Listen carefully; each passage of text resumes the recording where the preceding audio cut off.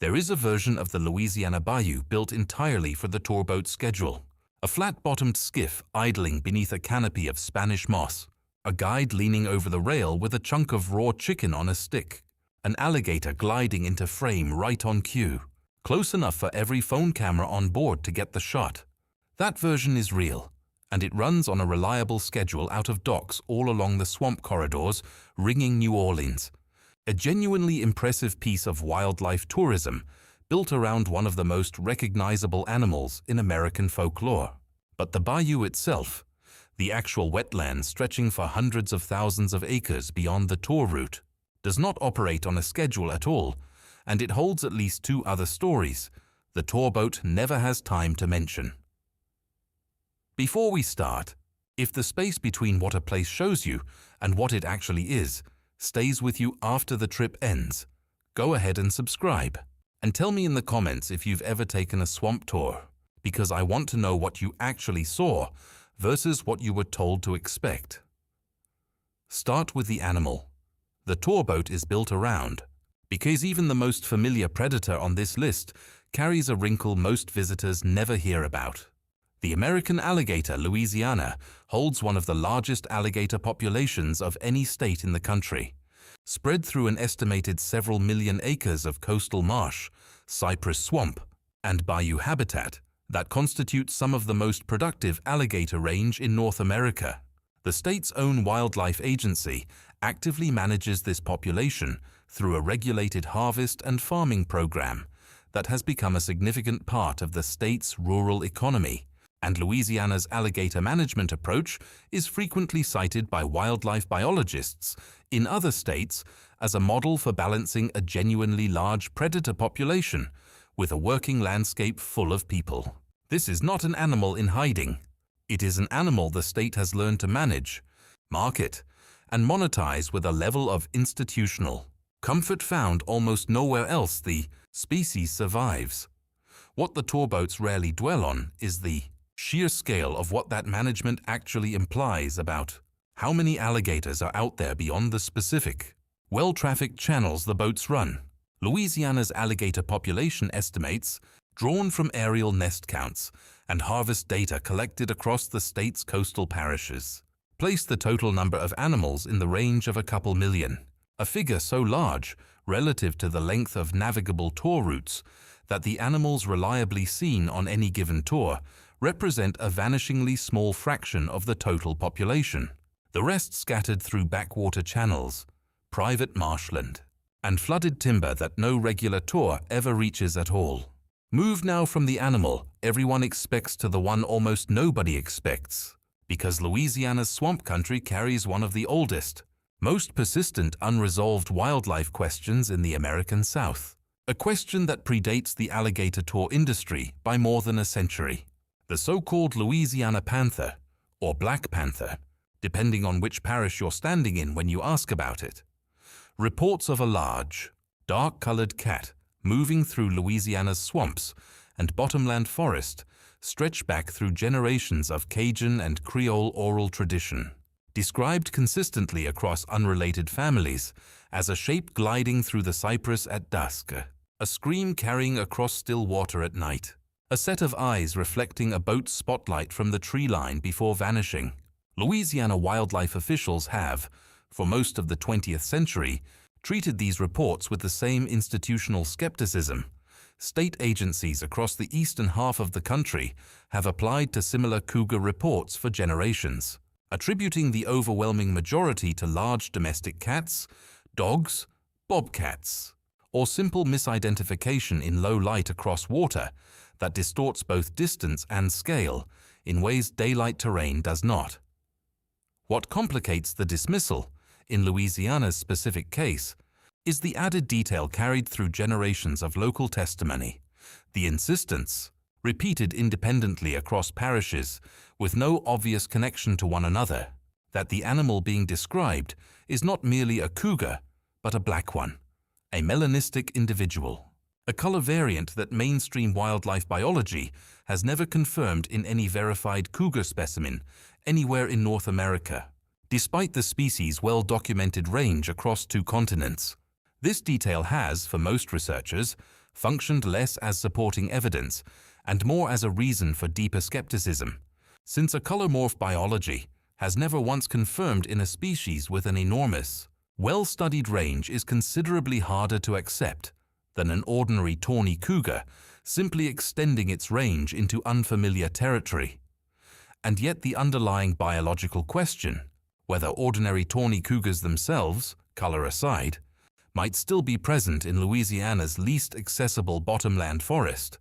has never been definitively closed the way officials once assumed it eventually would be. Louisiana officially lists the cougar as extirpated from the state, a designation nearly identical to the one Michigan and the broader eastern United States carried for the species until recent trail camera evidence forced a reconsideration further north and in scattered pockets of the Midwest. Louisiana's own wildlife agency has, on occasion, confirmed individual cougar presence through DNA testing of animals killed or captured within the state's borders in past decades, cases the agency has consistently attributed to escaped or released captive animals rather than any wild, self-sustaining population, though the agency's own public statements acknowledge that ruling out every single individual case with full certainty has proven difficult given the state's enormous, largely inaccessible swamp interior. And now turn to the animal that has, with far less folklore and far more hard population data behind it, reshaped the actual physical structure of Louisiana's coastal wetlands more dramatically than either the alligator or the panther question ever has. The nutria, a large semi-aquatic rodent native to South America, were deliberately introduced into Louisiana in the 1930s for the fur trade, and following the collapse of that market decades later, the species was left without any significant population control across a landscape that turned out to suit it almost perfectly. Louisiana's coastal marsh, the exact terrain also relied upon by the alligator population the tour industry has built itself around, provided the nutria with abundant marsh vegetation, mild winters, and, critically, no natural predator population in the state large or numerous enough to meaningfully check its reproduction, which occurs at a rate considerably faster than most native marsh mammals. The consequences have played out at a scale most visitors driving past a marsh from the highway would never register from a passing glance. Nutria feed by consuming marsh plant roots rather than simply grazing the leaves, a foraging pattern that kills the vegetation outright rather than allowing it to regrow, and sustained nutria herbivory across heavily affected marsh has been directly linked by state researchers to significant, measurable wetland loss, a process locally referred to as an eat-out, where a healthy marsh is reduced to open water within a single growing season under sufficient feeding pressure. Louisiana has lost a substantial portion of its coastal wetlands over the past century to a combination of factors, including subsidence, saltwater intrusion, and levied river management, and state researchers have identified nutria herbivory as a meaningful, compounding contributor to that broader loss in specific heavily affected parishes,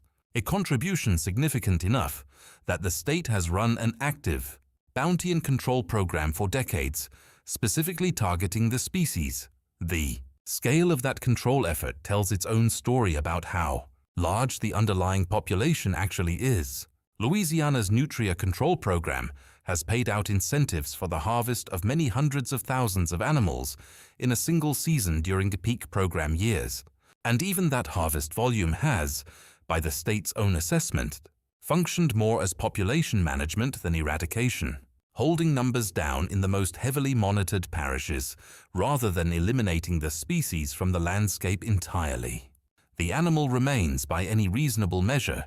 one of the most numerically dominant mammals moving through Louisiana's coastal wetlands today,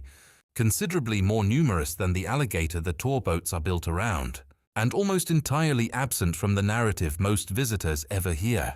What makes Louisiana's bayou country a genuinely unusual case, set against most of the other landscapes this channel has covered, is how directly these three separate stories intersect with one another, rather than simply coexisting in the same general habitat. The alligator population the state actively manages and markets depends on the same coastal marsh ecosystem. The nutria are actively degrading, and Louisiana wildlife researchers have documented a specific, if still developing, predator-prey relationship between the two species, with alligators shown to consume nutria as a meaningful part of their diet in certain heavily affected marsh systems. A relationship some state biologists have cautiously floated as a partial, naturally occurring check on nutria population growth in areas with sufficiently high alligator density, though researchers are careful to note that alligator predation alone has never come close to matching the scale of the human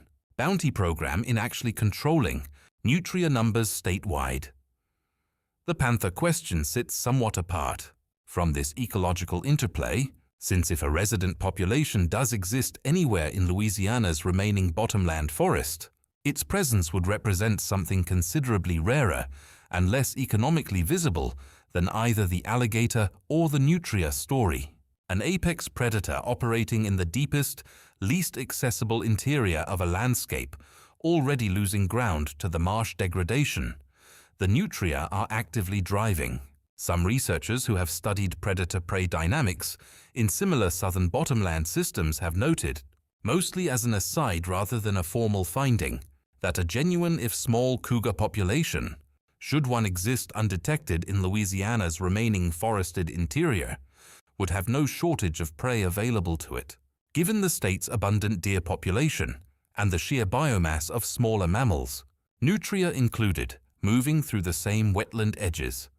Louisiana's Wildlife Agency has, in recent years, expanded its use of trail cameras across state wildlife management areas, primarily for deer and turkey population monitoring, generating exactly the kind of incidental, large-volume photographic data that eventually forced official reconsideration of the eastern cougar question in states further north. State officials have not indicated any change in Louisiana's official extirpated designation for the cougar based on this expanded camera coverage, and researchers involved in reviewing the resulting imagery describe the process as slow, laborious, and complicated by the sheer density of Louisiana's bottomland forest canopy, terrain that limits camera visibility and effective range even more severely than the more open forest conditions found in parts of Appalachia or the upper Midwest.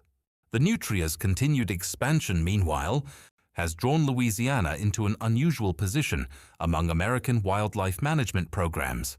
treating an introduced non-native mammal not as an occasional nuisance species, but as a persistent, structural threat to the physical integrity of the coastline itself, a threat taken seriously enough to warrant a dedicated, ongoing state bounty program running continuously for decades rather than the periodic, short-term culls more typical of invasive species management elsewhere in the country. Coastal restoration projects across Louisiana, many of them tied directly to broader efforts to slow the state's well-documented land loss crisis, have had to explicitly factor nutria herbivory into their planning, since newly planted or restored marsh vegetation is, if anything, more vulnerable to nutria feeding pressure than mature established marsh, creating a genuine tension between restoration efforts and an animal actively working against the same coastline the restoration is trying to rebuild. This dynamic has produced a strange asymmetry in how Louisiana's three defining bayou animals are actually perceived by the people living alongside them. The alligator, genuinely dangerous under the wrong circumstances, is celebrated, marketed, and actively protected as a state symbol and economic asset. The nutria, comparatively harmless to any individual person, but measurably destructive to the landscape itself at a population level, is hunted under a standing bounty with considerably less public sentimentality attached to the effort. And the panther, whose actual existence in the state remains formally unresolved after more than a century of reports, occupies a strange middle position, protected under state and federal endangered species provisions, in the unlikely event a confirmed wild individual were ever documented, while simultaneously carrying an official designation suggesting no such individual could legally exist to protect in the first place. What ties all three together, in the end, is not any shared biological relationship, so much as a shared relationship to how thoroughly Louisiana's tourism economy has learned to simplify the bayou into a single, marketable image: the alligator gliding toward the boat, jaws parting for the camera, swamp mist drifting through cypress knees in the background. That image is not false. It is simply a narrow, carefully lit slice of a landscape considerably larger, considerably stranger, and considerably less settled than the tour route lets on. A wetland actively losing ground to an introduced rodent. Nobody puts on a postcard, and possibly in its deepest and least visited interior, still quietly holding an answer to a question Louisiana's own wildlife agency has never been able to fully close the book on. No matter how many decades the official designation has technically stood unchanged. The tour boat will keep running its scheduled route through the same well-known channels: chicken on a stick, alligator on cue, cameras raised right on time. And past the last marker buoy, in bottomland forest and marsh the boat never reaches, the bayou will keep doing what it has always done, absorbing an introduced species, eating away at its own foundation, one root system at a time, and holding somewhere in its furthest, quietest reaches the same unresolved shape people in this part of the country have been describing to each other, generation after generation, long before there was ever a boat dock or a schedule built around any of it at all. To understand why Louisiana's alligator population has grown comfortable enough with human presence to reliably perform for a tour boat schedule, it helps to look at the specific management history that produced that comfort, because it was not always this way. Louisiana's alligator population, like populations across much of the species' historic range, collapsed severely through the middle of the 20th century under unregulated hunting pressure, prompting a federal endangered species listing and a subsequent, closely monitored state recovery program beginning in the 1970s. That recovery effort proved remarkably successful enough that Louisiana's alligator population had rebounded sufficiently within a couple of decades to support a regulated wild harvest alongside an expanding alligator farming industry, a combination state officials frequently cite is one of the clearest conservation success stories in American wildlife management. An animal brought back from serious population decline to genuine commercial abundance within a single human generation. That recovery, and the regulated harvest structure built on top of it, created a specific economic incentive for landowners and parish governments to actively value a thriving, visible alligator population rather than treat it purely as a hazard to be minimized. A dynamic considerably different from how most large predators are regarded elsewhere in the country. Tour operators, alligator farms, and licensed hunting guides all depend on a healthy, numerous population, and that shared economic interest has, over decades, shaped an unusually cooperative relationship between the state's wildlife agency, the tourism industry built around the species, and the rural communities living most closely alongside it. A relationship visible in how casually the animal is discussed across the region compared to how the same species is discussed in newer, less established parts of its range further north and east. None of this changes the underlying biology of an individual wild alligator, which remains, regardless of the tourism industry built around it, a genuinely capable ambush predator fully able to cause serious injury under the wrong circumstances. Louisiana wildlife officials maintain the same core safety guidance found across every state managing the species, warning against feeding wild alligators, specifically because habituation, once established, functions identically everywhere the species survives, transforming a naturally wary animal into one that has learned to associate people with food rather than threat. The tour boat alligators, trained through years of scheduled feeding to approach a specific boat on a specific route, represent a small, carefully managed subset of a population that, away from the tour channels, behaves according to the same wary, avoidant instincts the species has always carried. The panther question, unresolved as it remains, has attracted periodic renewed attention from Louisiana researchers, specifically because of a documented, verified case elsewhere in the state that complicates the official extirpated designation without fully overturning it. On separate occasions over past decades, individual cougars have been confirmed within Louisiana's borders through direct physical evidence, animals killed on roadways or captured after becoming a nuisance near rural property, with genetic testing in at least some of these cases tracing the animal's origin back to established Western breeding populations rather than any captive source, a pattern directly analogous to the confirmed dispersal cases eventually documented in Michigan, Connecticut, and other eastern states over the same general period. Louisiana. Wildlife officials have consistently characterized these confirmed individual cases as isolated dispersal events, rather than evidence of any resident breeding population, a position broadly consistent with how wildlife agencies across the eastern half of the country have handled similar individual confirmations for decades. But the confirmed cases do establish, at minimum, that the physical possibility of a wild cougar moving through Louisiana's landscape is not merely historical folklore, but a documented, recurring biological event.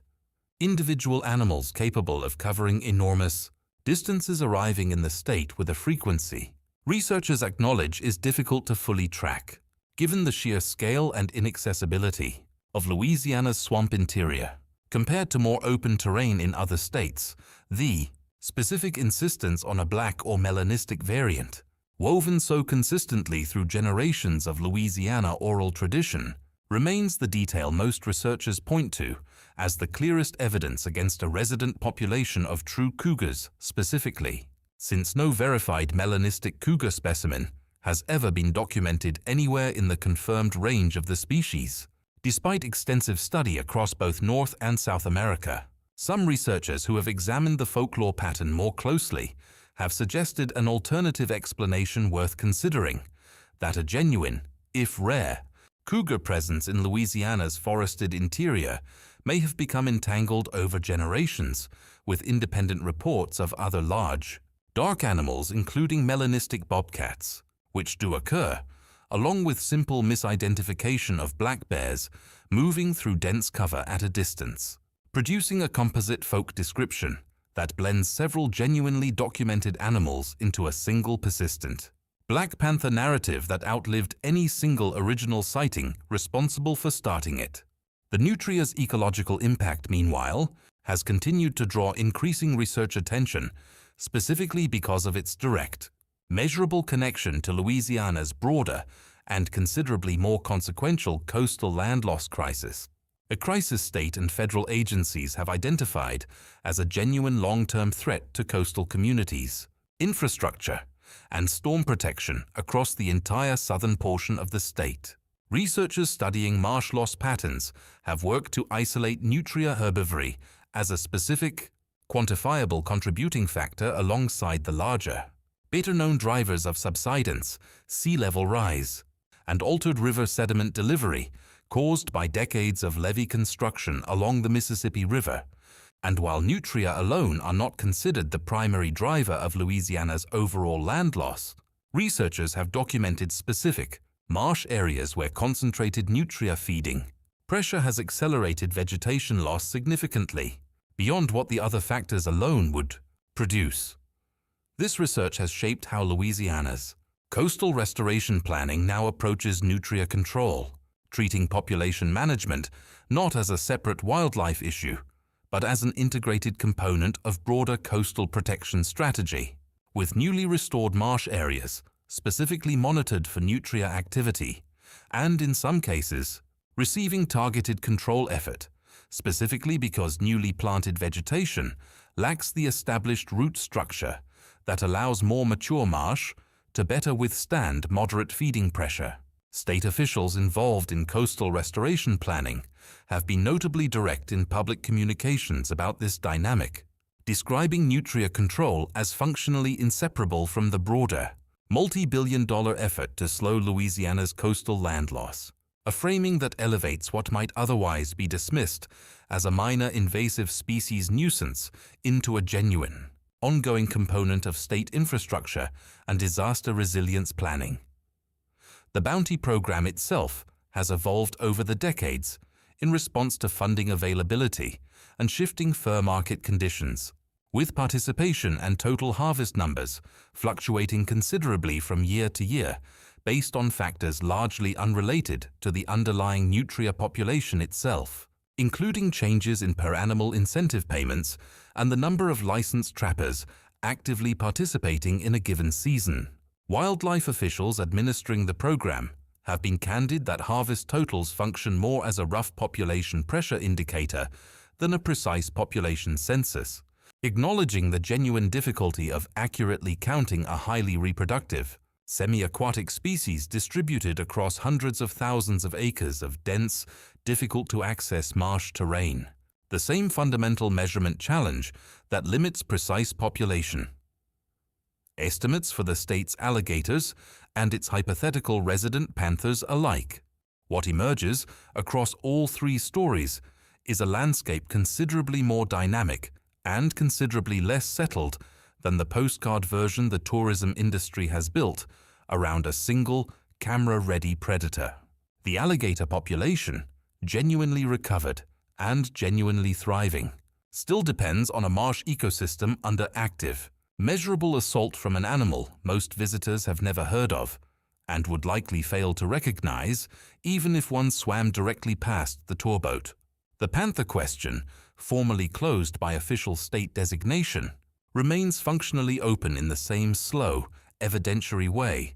Similar questions have eventually resolved themselves in other states, waiting on exactly the kind of unambiguous trail camera confirmation that took Michigan more than a decade of incremental evidence to finally produce. And the nutria, without any of the folklore weight carried by the panther or the cultural celebrity enjoyed by the alligator, continues quietly reshaping the physical geography of the entire Louisiana coastline, one eat-and root system at a time, in a process considerably more consequential to the region's long-term future than either of the other two stories, and considerably less discussed by anyone standing on a tourboat deck with a phone camera raised toward the water. The bayou does not organize itself around which of its residents makes for a better photograph. It simply continues, marsh by marsh, channel by channel, holding a recovered predator, an unresolved rumor, and a slow-motion ecological crisis in the exact same stretch of water, indifferent to which single animal the tour schedule happens to be built around on any given afternoon.